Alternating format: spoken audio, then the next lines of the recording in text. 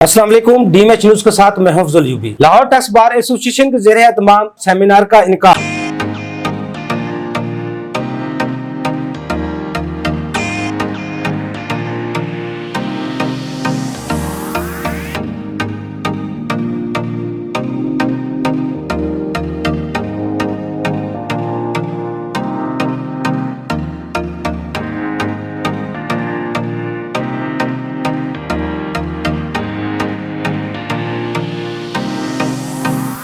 Lahore tax bar association के ज़ेरे एहतमाम SRO 55 2025 और बैलेंस शीट के इश्यूज़ पर सेमिनार का इनकाद किया गया, जिसमें लाहौर टैक्स बार के सदर Shahbaz Sadiq, general secretary Unib Akhtar Ansari, finance secretary Mohammad Hassan Yousuf, joint secretary Ahmed Raza समेत लाहौर टैक्स बार मेंबरान की कसीर तादाद में शिरकत। सेमिनार के speaker Mohammad Nadeem Bhatt FCA chairman Lahore tax bar academy थे। मैं अब रिक्वेस्ट करता हूँ president Lahore tax bar association Shahbaz Sadiq sahab से कि वो डाइस पे सीट लाए और मेंबरान हाज़िरीन बार को ऑफिशियल वेलकम करें। आऊज़ु बिल्लाहि मिनश शैतानिर रजीम, बिस्मिल्लाहिर रहमानिर रहीम।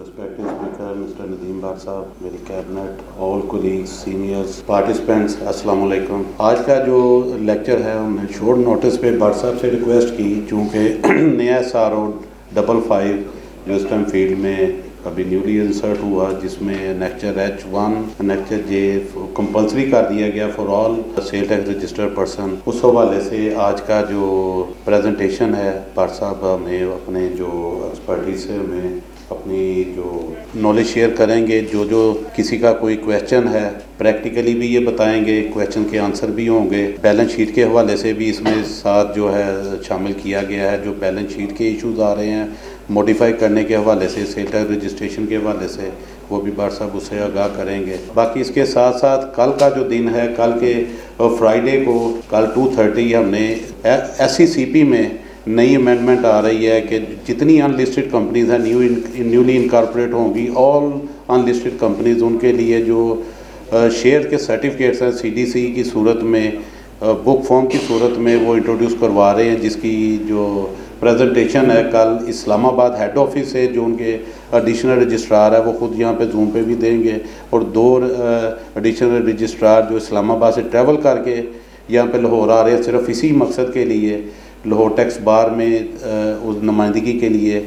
तो कल भी शमूलियत करें, चूँकि आगे जो प्रैक्टिस में जो नई इनकॉर्पोरेशन ऑफ कंपनी के लिए वो बड़ा ज़रूरी और बड़ा अहमियत का हामिल जो प्रेजेंटेशन है, तो कल के लिए भी आपको रिक्वेस्ट करूंगा कि ज़रूर शामिल हों। तो बिला तखीर मैं अपने सेक्रेटरी से कहूँगा कि स्पीकर साहब को डाइस पे बुलाएं। मौसम भी बाद का बारिश वाला ख़राब है, ताकि ज़्यादा से ज़्यादा हम अपना जो लर्न कर सकते हैं इनसे, हम इनसे मुस्तफ़ीद हों। Thank you very much to all of you. बहुत शुक्रिया प्रेसिडेंट साहब। अब मैं बिला तखीर आज के हमारे कीनोट स्पीकर नदीम भट्ट साहब FCA चेयरमैन टैक्सेशन अकेडमी को दावत दूँगा कि वो स्टेज पे सीट लाएँ। और आज का जो हमारा टॉपिक है SRO 55 2025 है, नेक्चर J एंड H1 के हवाले से है, और दूसरा अपग्रेडेशन है बैलेंस शीट के हवाले से।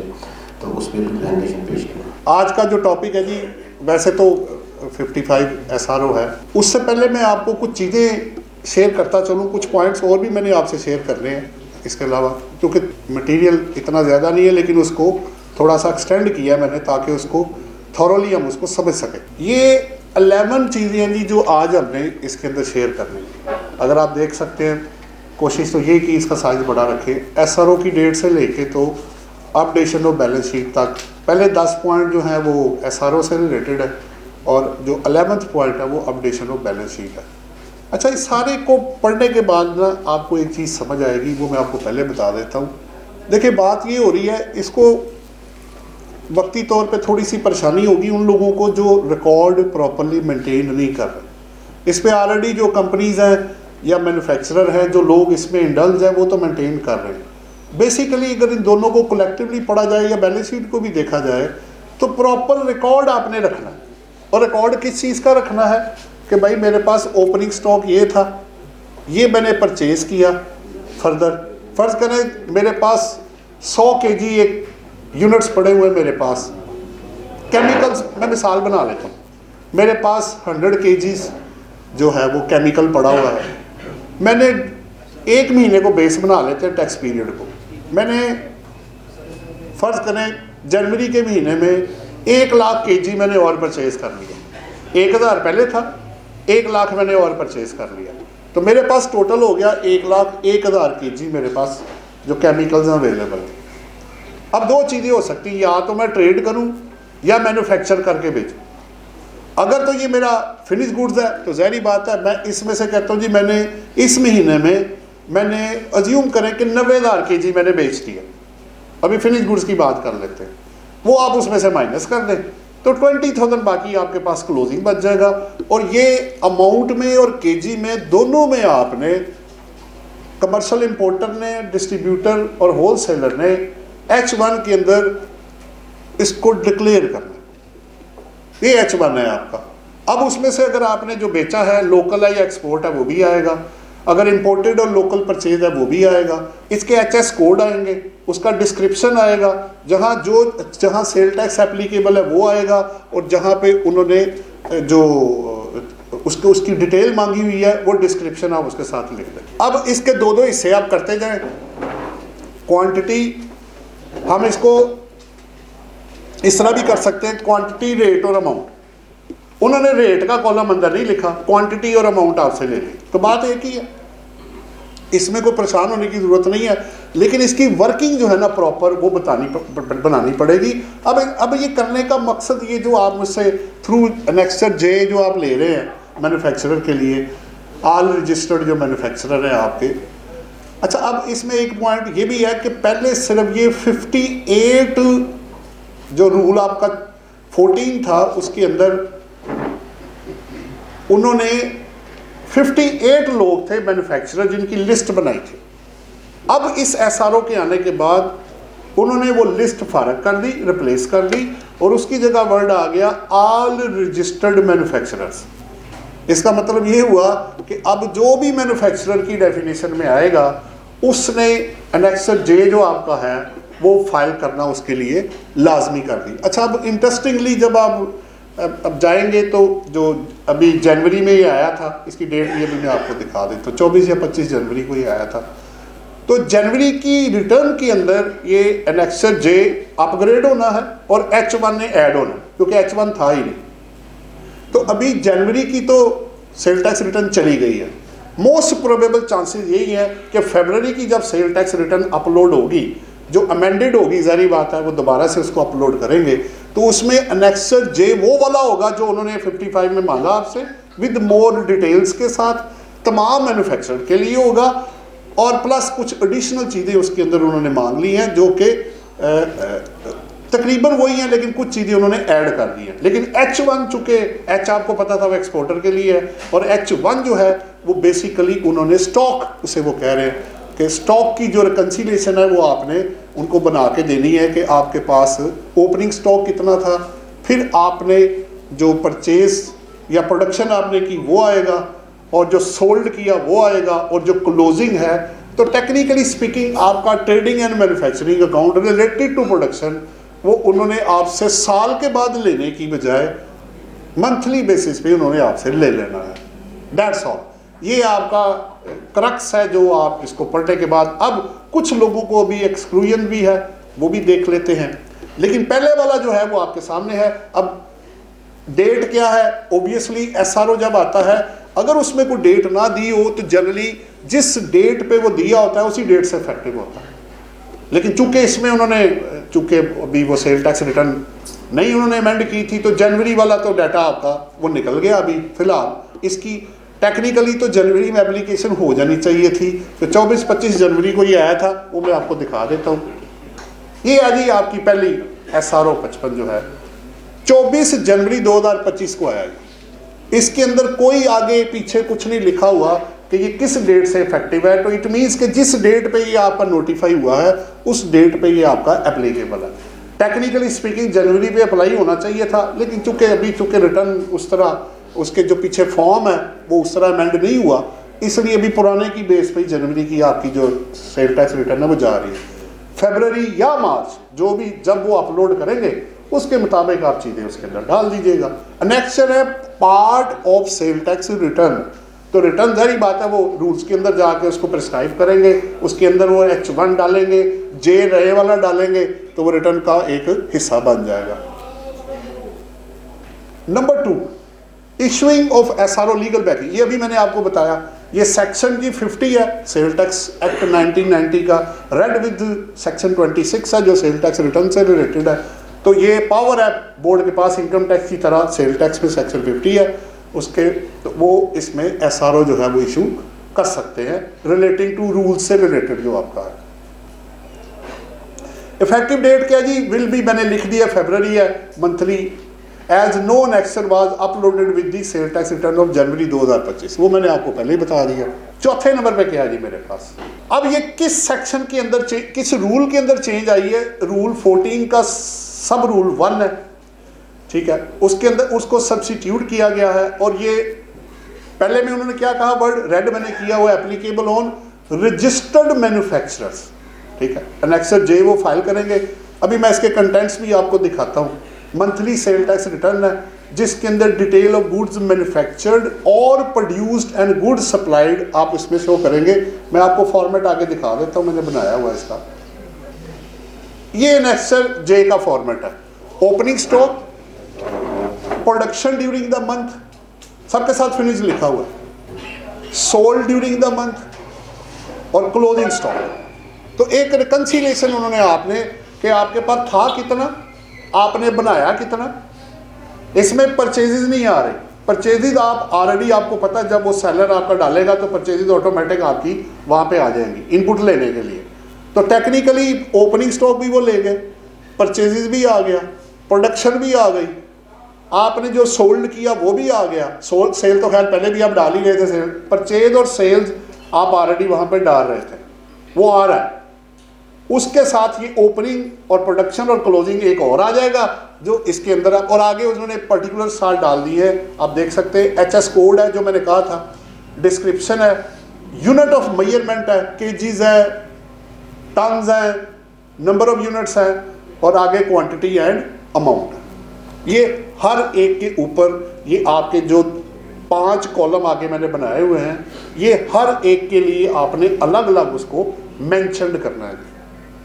ये आपका एनेक्सर जे जो मैंने अभी आपको बताया कि ये क्या है, ब्रेकअप आपके पास आ। अब जो H1 है वो न्यूली एडिड है। H अपनी जगह पे रहेगा, H के बाद H1 एक और आ जाएगा जो कि उन्होंने आप देख सकते हैं मैंने रेड किया हुआ है। उसी तरह किस पे, all registered commercial importers, distributors, wholesalers. अब वर्ड है टैक्सेबल गुड्स, ऊपर भी टैक्सेबल गुड्स है, मैंने ग्रीन किया हुआ है, नीचे भी टैक्सेबल गुड्स है। अब न्यूली एडेड H1 क्या होगा, मंथली बेसिस पे आपने क्या रिपोर्ट करना है, वो थोड़ा सा मिलती जुलती चीज़ें लेकिन थोड़े से पर्टिकुलर्स उन्होंने अलग कर दिए। ये आपका H1 है, इसमें भी HS कोड है। सेल टैक्स रेट इधर है, यूनिट ऑफ मेजरमेंट है, डिस्क्रिप्शन की जगह यहाँ पे सेल टैक्स का रेट आ गया, बाकी क्वांटिटी अमाउंट उसी तरह ही है। अब ओपनिंग स्टॉक है, purchases during the month local and imported, फिर जो आपने बेची उसी तरह ही, उसमें तीनों उन्होंने अलग अलग कर दिया। आपको पता है सेल टैक्स में 3 तरह की सप्लाई है, taxable supply, zero rated supplies and exempt supply. वो तीनों के कॉलम उन्होंने अलग अलग बनाए हैं। आपने टैक्सेबल को अलग शो करना है, जीरो रेटेड को अलग शो करना है चाहे वो लोकल या एक्सपोर्ट है, और जो एग्जेम्प्ट है उसको भी अलग से शो करना है जो उन्होंने इसमें मांगा हुआ है। और फिर क्लोजिंग स्टॉक है, तो बेसिकली वो मांग वही रहे कि आपके पास था कितना, आपने बनाया कितना, आपने बेचा कितना और आपके पास बच कितना गया। तो जो आप साल के बाद, और ये सारा डाटा आपका अल्टीमेटली आपकी इनकम टैक्स रिटर्न के साथ जाके मैच करेगा। अब आप ये नहीं कह सकेंगे जनाब कि ये स्टॉक तो मैंने जो दिया था वो उधर था इधर नहीं। हाँ, आप पहले वाले में एक बेनिफिट ले सकते हैं क्योंकि फिनिश गुड्स में तो इसके ये जो जे है ना मैन्युफैक्चरर के लिए, इसके अंदर रॉ मटेरियल और वर्क इन प्रोसेस नहीं है, वो देखिए आप, इसके अंदर नहीं है। तो उसका स्टॉक आप ज़रूर इसके मुकाबले में जो आपके पास है उस डेट पे पड़ा होगा वो आप शो कर सकते हैं। लेकिन जो यहाँ रिपोर्ट फिगर हो गई वो ऑटोमेटिकली आपकी इनकम टैक्स रिटर्न से जाके टैली कर जाएगी और वो डिफरेंस नहीं आना चाहिए। अच्छा, एक और भी सवाल हमने रेज कर लिया कि यहाँ जो अभी हमने नेक्स्ट में जो इंपोर्ट डाली है, ये वैल्यू डिक्लेयर्ड है या असेस्ड है? ये डिक्लेयर्ड वैल्यू आपने ले ली, आपका असेस से कोई ताल्लुक नहीं है। सेल टैक्स उन्होंने डिक्लेयर्ड और assessed whichever is higher के ऊपर चार्ज करना है। आपने यहाँ पेमेंट वाली अमाउंट लेनी है और उसी ने टैली करना है आपकी उधर जाके। अभी रिसेंटली एक हमें क्वेश्चन रेज हो गया विद होल्डिंग के ऊपर, उन्होंने कहा जी आपकी जो परचेजेज है ना लोकल, वो विद होल्डिंग स्टेटमेंट के साथ, सेल टैक्स रिटर्न के साथ मैच नहीं कर रहे।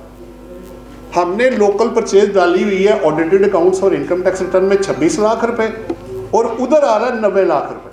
जब उसको थ्रेश किया गया कि भाई जो उसका नेक्सर ए या बी है उसके अंदर बिजली और गैस का बिल भी शामिल है, जब वो आप माइनस करेंगे तो वो 26 लाख के बराबर आ जाएगा।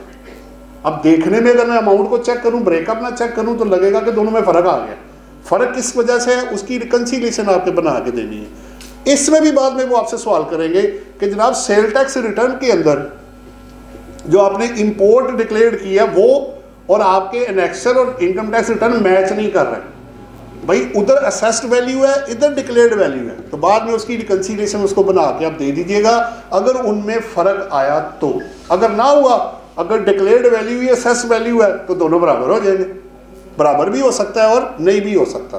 अब मैं वापस आता हूँ। एनेक्सर जे जैसे मैंने बताया फिनिश गुड्स से रिलेटेड है, इसमें जो मैन्युफैक्चर का रॉ मटेरियल और वर्किंग प्रोसेस शामिल नहीं है। वो आपके हो सकता है इनकम टैक्स रिटर्न में बैलेंस शीट में आ रहा हो, वो यहाँ नहीं आ रहा, तो उसका फ़र्क भी आ सकता है, वो हम बता देंगे भाई ये वो वाला है। एनेक्सर H1 वो भी फिनिश गुड्स, ज़ाहिर बात है जो कमर्शियल इंपोर्टर है। अच्छा अगर एक बंदा इंपोर्टर भी है और मैन्युफैक्चरर भी है तब क्या होगा, वो एनेक्सर जे के अंदर जाएगा, उसको H1 देने की जरूरत नहीं है। उसमें वर्ड है कमर्शियल इंपोर्टर वर्ड यूज हो रहा है। आप वर्ड देखें, उसमें जो मैं ये भी सोच रहा था, ये देखें यहाँ जो वर्ड है बी के अंदर ऑल रजिस्टर्ड कमर्शियल इंपोर्टर, इसका मतलब है जो इंपोर्टर कम मैन्युफैक्चरर है वो जे के अंदर ऊपर चला जाएगा। अच्छा जी, फिर आपका आ गया, अच्छा वो भी अच्छा फिर वो मैंने जब पढ़ा, अब गौर से देखें तो इसके अंदर रजिस्टर्ड मैन्युफैक्चरर मीन्स चाहे वो इंडिविजुअल है, कंपनी है, एओपी है, एसएमसी है, सब शामिल है उसके अंदर। नंबर 1 अगर वो टैक्सेबल गुड्स में है। अच्छा मेरी अगर सिर्फ सप्लाई एग्जेम्प्ट है और मैं रजिस्टर्ड पर्सन हूं तो तब उस सूरत में ये एप्लीकेबल नहीं हो रहा। तो टैक्सेबल गुड्स होना जरूरी है, वो बड़ा इंपॉर्टेंट है, चाहे वो जीरो रेटेड है या टैक्सेबल। सप्लाई की डेफिनेशन जब आप जाके पढ़ेंगे ना तो जो स्टैंडर्ड रेट या रिड्यूस रेट या जीरो रेटेड है वो सारे उसके अंदर शामिल है। तो जीरो रेटेड को अलग मत लीजिएगा सेल टैक्स पर्पज के लिए, वो भी टैक्सेबल गुड्स में ही शामिल होता है। बाकी आपको सेल टैक्स का रिफंड मिल जाएगा, वो अपनी जगह पे है। अच्छा बी में जब मैंने पढ़ा तो कमर्शियल इंपोर्टर, डिस्ट्रीब्यूटर, होलसेलर है, तो रिटेलर्स किधर गए? वो टीयर 1 ऑलरेडी अपनी कंप्लायंस कर रहा है। उन्होंने इस रूल के अंदर जब 14 जाके आप पढ़ेंगे तो टीयर 1 वालों का अलग से उन्होंने जो रिटर्न और जो चीज़ें उनकी चीज़ें हैं वो अलग से उन्होंने मांगी हुई हैं, वो इसके अंदर शामिल नहीं है। लेकिन ट्रेडर ऑटोमेटिक आपका इसके अंदर कवर हो जाता है। एच हो गया। अब जी एनेक्सर जे मैंने पहले बताया, जब आप 14 रूल जाके पढ़ेंगे तो 14(1) के नीचे ही उन्होंने लिस्ट बनाई हुई थी 58 मैन्युफैक्चरर की। तो मैंने कहा अब ये जो नया एनेक्सर जे आया ये किन के लिए है? ये तमाम रजिस्टर्ड मैन्युफैक्चरर के लिए। वो लिस्ट यानी फारग हो गई। अब ऑनवर्ड तमाम मैन्युफैक्चरर एनेक्सर जे को अगर वो टैक्सेबल गुड्स में एंगेज्ड है तो वो मंथली बेसिस पे फाइल करेंगे। H1 नया है, वो पहले नहीं था, अब उन्होंने उनके लिए भी ये डाल दिया ताकि उन पे भी चेक एंड बैलेंस जो है वो लगाया जा सके। फिर मैंने तीसरा पॉइंट बनाया कि ये फिगर्स अल्टीमेटली फिर आपकी ऑडिटेड अकाउंट्स या अनऑडिटेड अकाउंट्स के साथ जाके मैच करेंगे। टीयर 1 मैंने आपको बता दिया, उनका अलग से SRO और 3 सेक्शन के अंदर जो सेल टैक्स का है 9 सब सेक्शन जो है उसके अंदर वो ऑलरेडी कवर्ड है। ये एनेक्सर थे जी। अच्छा अब आ गया बैलेंस शीट के बारे में, आखिरी जो इससे कनेक्टेड जो सवाल है। बैलेंस शीट का जो SRO पहला आया था आपको याद है 350 था, जिसने कहा था कि आप अपनी बिजनेस कैपिटल जो होगा उसके 5 टाइम्स से ज़्यादा अपनी टर्नओवर मंथली बेसिस पे नहीं करेंगे, वरना अप्रूवल लेनी पड़ जाएगी आपको कमिश्नर की। नंबर 1। फिर वो अमेंड हुआ, लोगों ने कहा जी ये तो पैसे और जगह से भी आ सकते हैं, बहुत कुछ हो सकता है। फिर ये SRO इसके अगेंस्ट एक और SRO इशू हो गया जो 644 था, जो 7 मई 2024 को आया, उसने कहा जी आप वर्ड रिप्लेस कर ले बिजनेस कैपिटल की जगह पे capital and liabilities declared in the balance sheet, उसका 5 टाइम्स आप ले लें। यानी कैपिटल के अंदर आपके जो क्लोजिंग कैपिटल आ रहा होगा बैलेंस शीट में, उसमें आप लायबिलिटीज अपनी जो भी long term short term payable जो भी है वो आप ऐड कर लें और उसका 5 टाइम्स ले लें। और अगर आप बैलेंस शीट ऑब्वियसली आप इससे ज़्यादा टर्नओवर करना चाहते हैं तो वो subject to approval from the, online आपने कमिश्नर से डॉक्यूमेंट्स दे के आपको अप्रूवल करानी पड़ेगी कि जनाब मेरी जो सेल है वो क्यों ज़्यादा आ रही है, ठीक है, तो वो आपको क्लियर करना पड़ेगा किस वजह से हुआ। अच्छा, अब इसके अंदर ये जो एप्लीकेबल है, ये वर्ड दो चीज़ें आपने ध्यान में रखनी है। ये किन लोगों पे applicable? Individual AOP and company with जो एसएमसी वाली होगी, other than being a manufacturer. इसका मतलब है 2 कैटेगरीज बाहर निकल गई। एक वो जो मैन्युफैक्चरर है, ठीक है, वो इसमें शामिल नहीं है, चाहे वो इंडिविजुअल कंपनी एओपी है। दूसरा वो कंपनी जिसमें सिंगल मेंबर नहीं, एक से ज़्यादा मेंबर है, तो ये 2 चीज़ों को उन्होंने इसमें एक्सक्लूजन दे दी, बाकी आपका इसके अंदर शामिल है। ये आपका जी पॉइंट बैलेंस शीट का आ गया। अच्छा, अब सवाल ये आ गया, मैंने खुद ही बनाया कि अब आप जो सेल टैक्स रिटर्न के साथ अब हर दफ़ा अपग्रेडेड बैलेंस शीट देंगे तो उसको मैंने 5 टाइम्स के अंदर भी लेके आना है। प्लस क्या रीज़न है, ये चौथा पॉइंट है कि मेरा कैपिटल एंड लायबिलिटी चेंज हो सकते हैं, मेरा net profit during the tax period हो सकता है, मैं कैपिटल इंट्रोड्यूस करवा सकता हूँ, मैं एडिशनल लोन रिसीव कर सकता हूँ, और डी है आपको एडवांस अगेंस्ट सेल भी पैसा आ सकता है। तो आपको हर दफ़ा फिर घूम फिर के आप उधर ही आ गए। आपको रेगुलर बेसिस पे प्रॉपर बुक्स ऑफ अकाउंट्स अब आप मंथली बेसिस पे मेंटेन करेंगे तो आपका 55 SRO प्लस आपने जो बैलेंस शीट है या अकाउंट्स हैं या विद होल्डिंग जो भी है, सारा कुछ इसके अंदर आके मर्ज हो जाएगा। सो आप अब प्रॉपर अकाउंट्स अब मेंटेन करना शुरू करें, नहीं किए तो करवा लें, कोई मसला नहीं है। और अभी बहस हो रही थी कि अब आप जुलाई से शुरू करें, जुलाई 2024 से शुरू करें, ताकि कल को ये फिगर्स आपस में मिसमैच ना हो जाए कि पीछे कुछ और आ रहा है आगे कुछ और आ गया। तो अब आप रेगुलर बेसिस पे मंथली बेसिस पे अकाउंट्स बनाएं, उसको मैनेज करवाएं उनके अकाउंट्स के स्टाफ से, और चेक एंड बैलेंस रख के, चाहे वो क्वांटिटेटिव है या क्वालिटेटिव है या रुपीज़ है या उसका जो कोड है, ठीक है, HS कोड है, उसको मैनेज करें कि जो बनाया है आप वही बेच रहे हैं। अगर आपने यार्न खरीदा है तो सीमेंट तो नहीं मैं बेचूंगा ना, फिर मैंने कपड़ा बना के बेचा जनाब, ठीक है, दोनों का कोड HS डिफरेंट हो सकता है, सेक्टर तो एक ही है ना, सेक्टर तो टेक्सटाइल ही है, उसके अंदर ही जाएगा। सो चेक एंड बैलेंस वो रखना चाह रहे हैं। प्लस जब 38 की रेड होगी तो पता चलेगा कि आपने जो स्टॉक दिया है अब वो आपके स्टॉक के साथ मैच करना चाहिए, अनलेस अदरवाइज अगर आपका किसी और के पास स्टॉक पड़ा हुआ है, ऐसे भी हो जाता है, अगर आप कन्वर्जन बाहर से करवा रहे हैं तो हो सकता है उनके पास भी आपका स्टॉक पड़ा हो, वहाँ फर्क आ सकता है।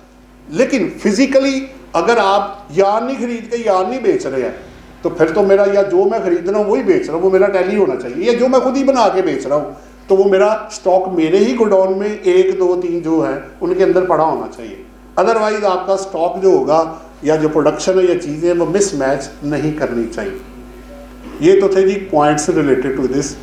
इससे पहले कि मैं क्वेश्चन आंसर की तरफ जाऊँ, 2-3 पॉइंट्स जो मैंने और सीखे हैं और जो सीख रहे हैं अभी तक वो मैं आपसे शेयर करना चाहूँगा। एक जी, ये तो 2-3 पूरे हो गए। अक्सर क्या हो रहा है, जो मुझे लोग भी कह रहे हैं और कंप्लेंट्स भी आ रही हैं कि जब पहली दफ़ा कोई बंदा वेल्थ फाइल करता है तो उसके ओपनिंग वेल्थ के अंदर लोग एडवर्टेंटली और इनएडवर्टेंटली उसकी ऐसी चीज़ें बीच में डाल देते हैं जिसका कोई सर पैर नहीं होता, और उनके ज़हन में शायद ये होता है कि ये मैं डाल दूंगा तो बाद में हम मिस यूज़ कर लेंगे। बिल्कुल नहीं होगा वो। सुप्रीम कोर्ट की जजमेंट आ चुकी है जी, मैं आपको दे भी दूंगा, उसमें लिखा हुआ है कि अगर आप अपने ओपनिंग बैलेंसेस को एक्सप्लेन नहीं करेंगे, आल्दो के वो 6 साल से पीछे हैं, तो वो करंट ईयर में आपकी इनकम बना के 111 में आपको टैक्स लगा देंगे। So never declare such items, whether cash and bank balances, whether property, whether jewellery में भी लोग प्ले करते रहे, हमें पता चला जी डाल दे जी 100 तोले, एक बंदे ने कहा जी 100 तोले डाल दे, मैंने कहा भाई है तुम्हारे पास, जी है तो नहीं, तो मैं कहा फिर कहाँ डाल दे। अच्छा, कल को पता जब ज्वेलरी बेचोगे उसके गेन पे टैक्स लगा हुआ है, कहाँ से भाई? इधर से सुप्रीम कोर्ट ने कह दिया इनकम बना दे, उधर से है कोई नहीं, दोनों तरफ से बंदा फंस गया। तो भाई जो चीज़ है ही नहीं उसको कहाँ से साबित करते फिरोगे। तीसरी बात ये है, आप एक गलत चीज़ डाल देते हैं अंदर, फर्ज करें ज्वेलरी, तो आपने तो बेचना ही कुछ नहीं, ये पैसा किधर से आएगा भाई? सब कुछ फेक, सब कुछ हवा में। ऐसे नहीं होता भाई, अपनी चीज़ों को मैनेज करें। ये मैं नॉलेज पर्पज के लिए शेयर कर रहा हूँ कि ये कंप्लेंट्स आ रही हैं आगे से, टैक्स ऑफिस भी कर रहा है, हमारे पास भी इंफॉर्मेशन आ रही है कि भाई never declared such an entry which is not verifiable. Even के पर्सनल एक्सपेंसेस भी हों तो मैं तो यहाँ तक कहता हूँ वो भी आपने अजम्पशन बेसिस पे नहीं डालने, स्वाय फूड क्लोथिंग के जहाँ रसीदें नहीं हैं, वरना बिजली के बिल आपके पास है, यूटिलिटीज़ आपके पास है, बच्चों की फीसें आपके पास है, बाहर आप गए हैं वो आपके पास है, क्लब की मेंबरशिप आपके पास है, रेंट दिया तो उसका एग्रीमेंट आपके पास है, तो ज़्यादा चीज़ें तो वेरीफाई हो रही है उसके अंदर। बाहर पैसा गया वो आपके पास है, तो बाकी एंड पे वो फूड क्लोथिंग एक्सेट्रा ही बच जाता है। उसमें भी एक रैशनल होता है, 4 बंदे कितना का खाना खा लेंगे भाई? ठीक है, कम खाता है, एक ज़्यादा खाता है, एक महंगा खाता है, एक सस्ता खाता है, एक एवरेज है, बिल्कुल ठीक है, बट एक मिनिमम और मैक्सिमम थ्रेश तो कोई होगा भाई कि 4 बंदे कैसे जिंदा रहे भाई? इतना तो बंदा साबित करेगा। 12 एक तो ये पॉइंट था। तो ओपनिंग बैलेंसेस भाई, चाहे वो बैलेंस शीट हो, मैंने दोनों ऐड कर दिए, चाहे वो बैलेंस शीट हो चाहे वेल्थ हो, never enter such figures which are not verifiable. क्यों? आप कहेंगे जी क्यों? 111 सेक्शन है भाई। अनएक्सप्लेन्ड इन्वेस्टमेंट एंड क्रेडिट अगर आप डाल दिया तो वो आपकी इनकम बना के आपको टैक्स लगाएंगे। एक और बात जो शायद नहीं अगर पता भी होगी लोगों को, अगर कंसीलमेंट पकड़ी जाती है और साबित हो जाता है कि कंसीलमेंट है तो जितना टैक्स बनेगा उतनी पेनल्टी भी है। तीसरी बात, आपको ये भी पता है कि अगर आपके पर्टिकुलर मिस डिक्लेरेशन है, मिस मैच हो गए हैं, तो उसकी 5 लाख की पेनल्टी मिनिमम अलग है। ये दोनों चीजें अलग अलग है। तो अब वक्त आ गया भाई, अपनी चीजों को बिल्कुल सिंक्रोनाइज करें, इसको रियलिटी, फैक्चुअल और वेरीफाइबल बेस पे लेकर आए, तभी आपकी जान छूटेगी। और एक और बात, ये आप ये ना समझें कि डिक्लेयर कर देंगे तो बंदा मार नहीं जाएगा भाई, बच जाएगा। अगर आप अपनी चीज़ों को वेरीफाई करवा दें तो मैं आपको 100% श्योरिटी देता हूं कि आपको एप्लीएट बॉडी बेनिफिट देगी कि सर मैंने टैक्स पूरा जमा करा दिया, ये तो ज़बरदस्ती मेरी इनकम बनाई जा रही है। कैसे बन गई ये इनकम? मैंने तो कुछ रिसीव नहीं किया, मैंने तो कोई नॉन कंप्लायंस नहीं की। जब तक आप नॉन कंप्लायंस नहीं करेंगे तब तक आपकी इनकम में अगर कोई एडिशन हो भी जाती है तो बड़े आराम से पहली या दूसरी स्टेज पे वो फारग हो जाएगा। लेकिन अगर उल्टा साबित हो गया कि ये थी ही कंसीलमेंट और अब जवाब भी कोई नहीं है, तो फिर आप समझ सकते हैं कि एक वो बंदा जिसने कोई गलती की नहीं है उसको ना करदा जुर्म की सज़ा मिलेगी। तो declaration is the most important thing. इस पर मैक्सिमम मेहनत करें, आपको इज्जत भी मिलेगी, पैसा भी मिलेगा और आपके अकाउंट में नेकी भी लिख दी जाएगी। और क्या चाहिए बंदे को? और दुनिया में करना क्या बंदे ने? आगे चलता हूँ, मेरे 2 पॉइंट और हैं, फिर मैं आपकी तरफ वो कर दूंगा। मैंने आज ही एक और चीज़ देखी, पहले मैं कुछ और देख रहा था लेकिन आज एक डिस्कशन हुई तो पता लगा, मैंने एक रिटर्न फाइल की, कोई भी रिटर्न, वो मुझसे गलत फाइल हो गई। मैंने इनकम ज़्यादा कर दी या लॉस कम कर दिया। बाद में मुझे पता लगा कि भाई ये तो डिक्लेरेशन गलत हो गई है। अगर आपके पास वेरीफाइबल सपोर्टिंग डॉक्यूमेंट अवेलेबल है, विद रीजंस अवेलेबल है, तो आप अपनी इनकम को डाउनवर्ड भी ले जा सकते हैं, प्रोवाइडेड कि आपको फिर कमिश्नर इनर रेवेन्यू की अप्रूवल चाहिए हो। ठीक है, एक बात। दूसरी बात यह है कि अगर असेसमेंट के बाद मुझे पता लगा कि मेरी कुछ चीज़ें अंदर गलत है, आप 114(6) के अंदर असेसमेंट के बाद भी रिवाइज कर सकते हैं। लेकिन उस वक्त फिर शर्त ये होगी, अब देखना पड़ेगा कि आप डाउनवर्ड रिवीजन नहीं कर पाएंगे। अगर असेसमेंट से पहले है तो आप डाउनवर्ड भी रिवीजन कर सकते हैं, प्रोवाइडेड कि आपके पास वेरीफाइबल सपोर्टिंग डॉक्यूमेंट्स अवेलेबल हो। हवाई एंट्री नहीं है भाई, टैक्स बचा जी, मेरा खर्चा मैं भूल गया था, तो भाई साबित कर दे, क्या उतने पैसे थे आपके पास? दूसरा, क्या वो वाकई खर्च हुआ? तो लाए सपोर्टिंग डॉक्यूमेंट से पता लग जाएगा। फिर जिसको दिया, ये आपने फोटो कॉपी मुझे दी है, ये खुद ही सपोर्टिंग लेकर आ गए, उसको वेरीफाइबल होना चाहिए थर्ड पार्टी से। तो आप डाउनवर्ड में भी जा सकते हैं, प्रोवाइडेड के वेरीफाइबल सपोर्टिंग डॉक्यूमेंट आपके पास अवेलेबल हो। तो ये एक नई चीज़ थी कि आप after filing of return and after assessment 114 का 6 रेड विद 6A जाके पढ़ लीजिएगा। उसमें आपको जो नीचे उसने कहा कि डाउनवर्ड आप रिवीजन नहीं कर सकते, वो असेसमेंट के बाद है।